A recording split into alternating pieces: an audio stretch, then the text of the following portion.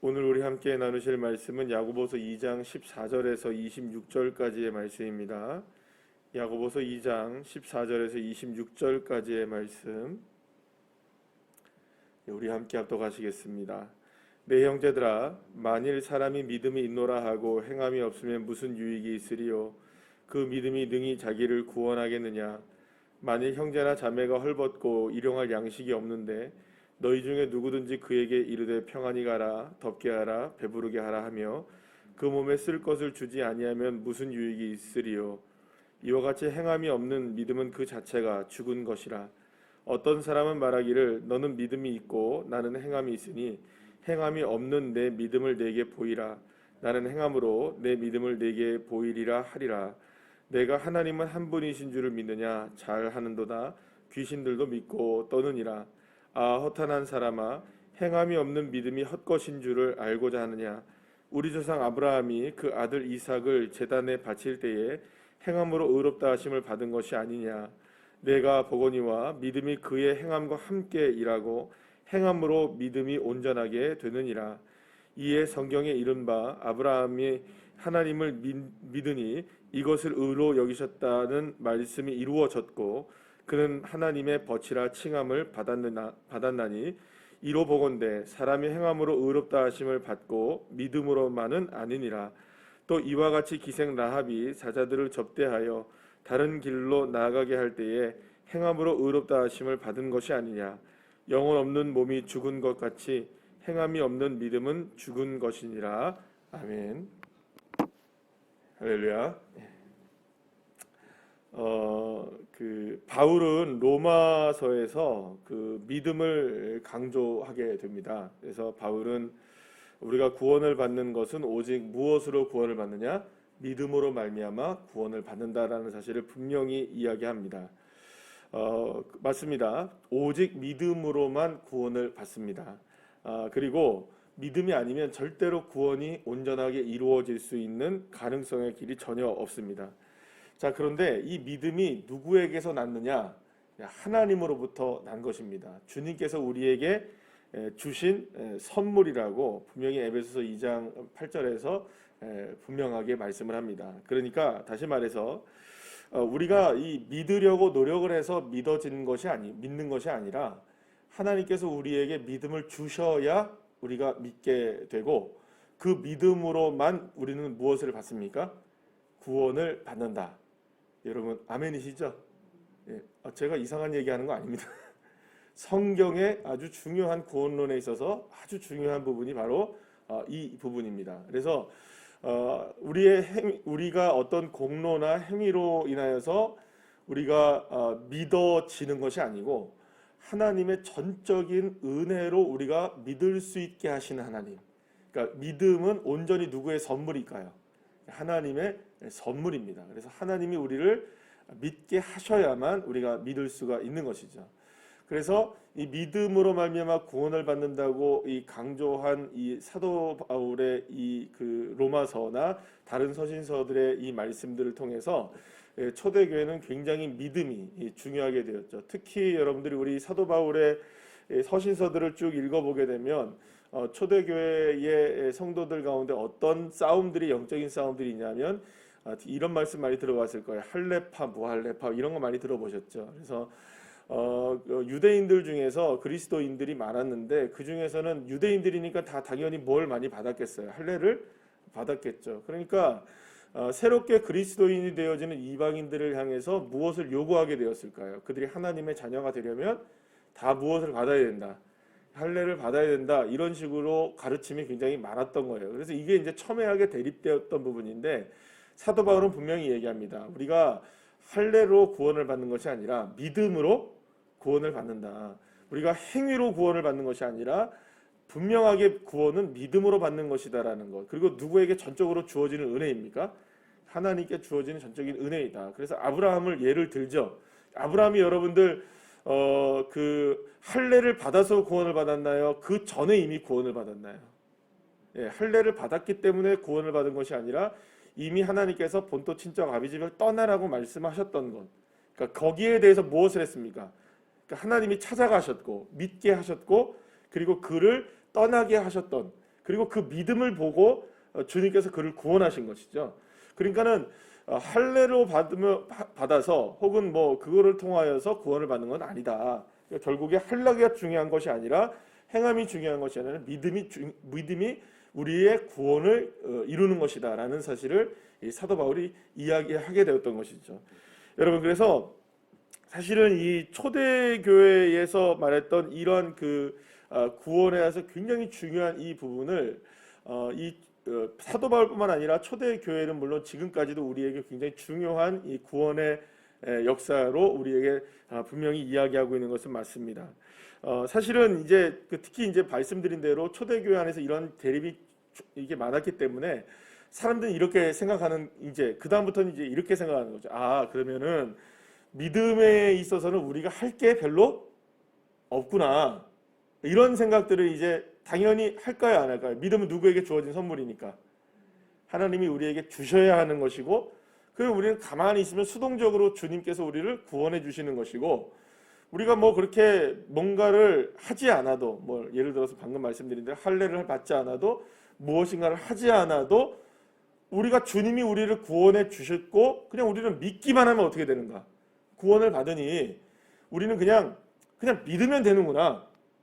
그냥 오히려 이것이 무엇에 대한 문제를 낳게 되었냐면 그냥 믿으면 되는구나라는 말에 대한 오해를 불러일으키게 되었던 것이죠. 그러니까 믿으면 된다라는 이 의미가 그저 우리는 가만히 있어도 되는구나, 한번 믿고 그냥 믿으면 그냥 끝나는구나, 그냥 믿으면 구원받으니 뭐 우리가 다른 걸 할 것도 없네, 이런 식으로 이제 생각하는 경향들이 이제 나타나기 시작한 거죠. 사실 우리나라도 마찬가지로 그런 일들이 굉장히 한국 교회를 어렵게 만들었던 부분들 중에 하나입니다. 뭐냐면 분명 이런 거 있잖아요. 예를 들어서 뭐 우리가 교회 한번 나오면 신앙 고백을 따라하세요.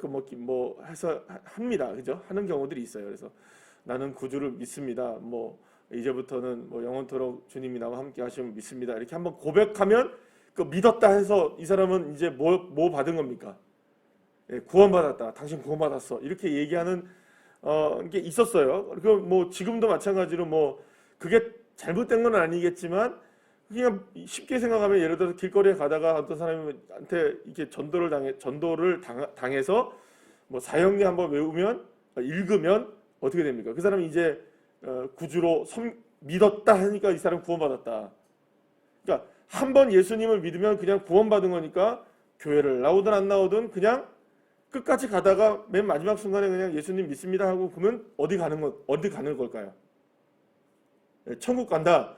이런 식의 구원관이 한국 교회를 굉장히 많이 이렇게 지배하고 있었던 것이 사실입니다. 그러니까 한번 예수 믿으면 나는 구원받아, 천국 가.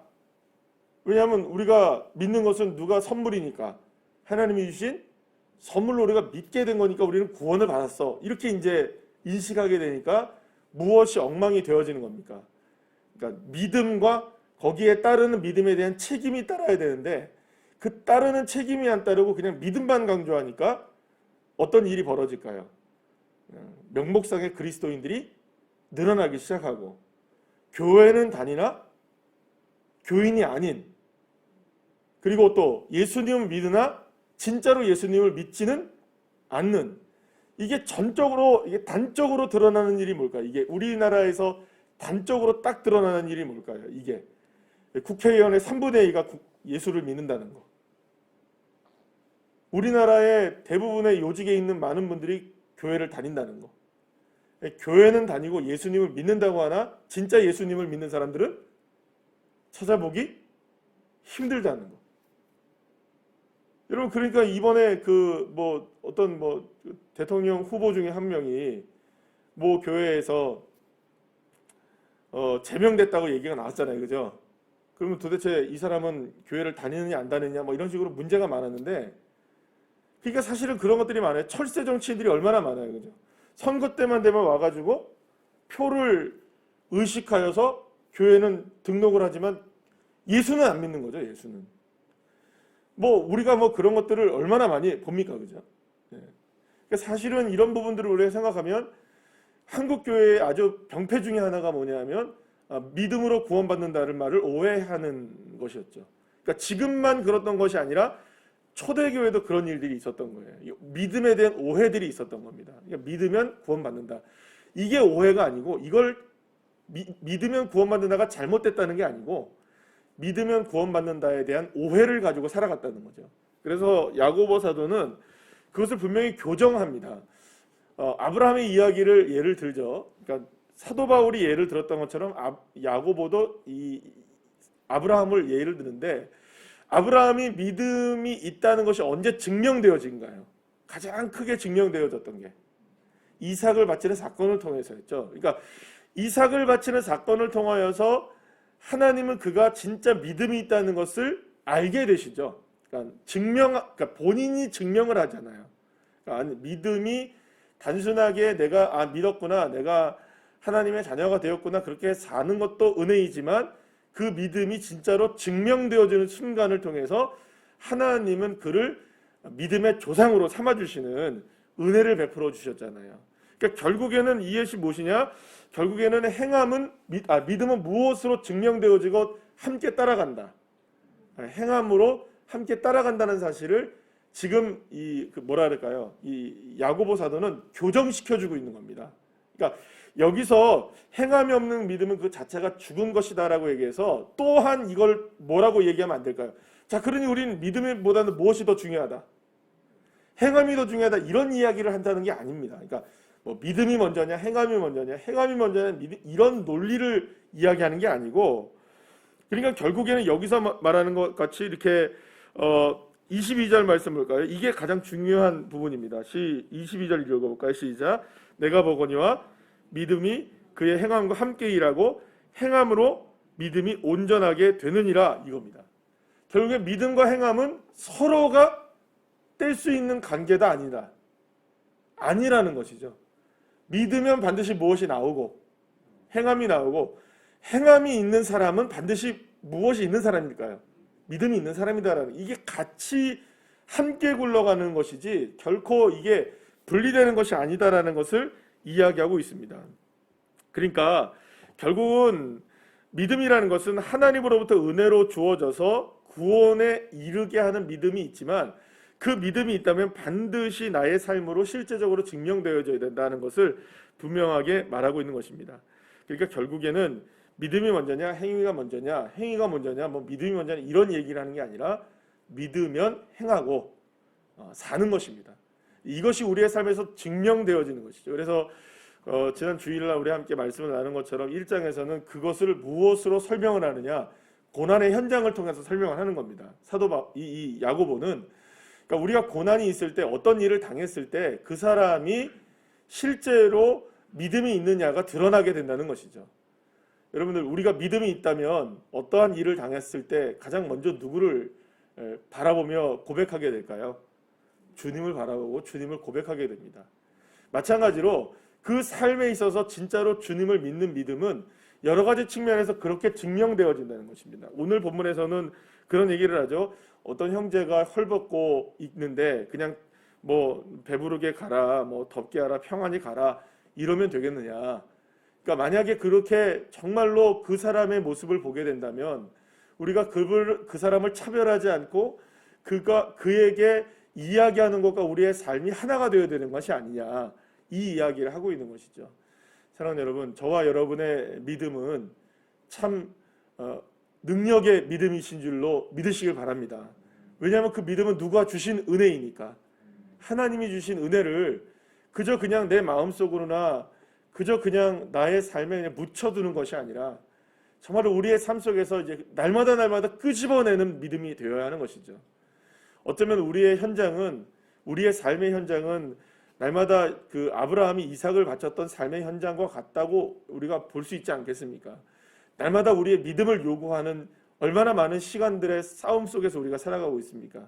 어쩐 일을 만났을 때든지 무슨 일을 당했을 때이든지 우리가 뭐 위급한 순간이든지 아니면 평안한 순간이든지 우리에게 늘 증명되어지는 건 뭘까요? 이삭을 바치는 이 아브라함의 그 모습 아니겠습니까? 내가 주님 앞에 올려드려야 되겠죠. 주님, 이것은 주님이 하셔야 될 일이십니다. 이건 주님이 역사이십니다. 주님이 인도하셔야 합니다. 주님의 주권이 나를 이끌어 주셔야 합니다. 여러분, 정말로 실제적으로 우리가 그렇게 기도하고 주님을 바라보면 그것이 믿음으로 증명되어지는 삶을 사는 것이야말로 진짜 믿음이 있는 삶이겠죠. 사도 야고보는 우리에게 그러니까 우리는 뭐 착하게 살아라, 오늘 이 얘기하고 있는 거 아닙니다. 그래서 뭐 이웃을 단순하게 헐벗으니까 도와줘라, 이런 뭐랄까요, 이웃에 대한 어떤 뭐 도움을 주라, 이런 이야기 정도의 이야기가 아니고요. 이거는 분명히 해야 할 일이 분명합니다만, 여기서 중요한 것은 그것이 무엇에 대한 증표로 드러나야 되느냐, 믿음에 대한 증표로 드러나야 되는 것이죠. 그래서 사실은 우리가 누군가를 사랑한다, 혹은 누군가를 섬긴다, 혹은 누군가를 위해서 기도해 준다고 했을 때에도 그것이 사실은 우리가 얼마나 많이 형식적일 때가 많을까요? 거기에 무엇이 항상 들어가야 될까요? 함께 가야 될까요?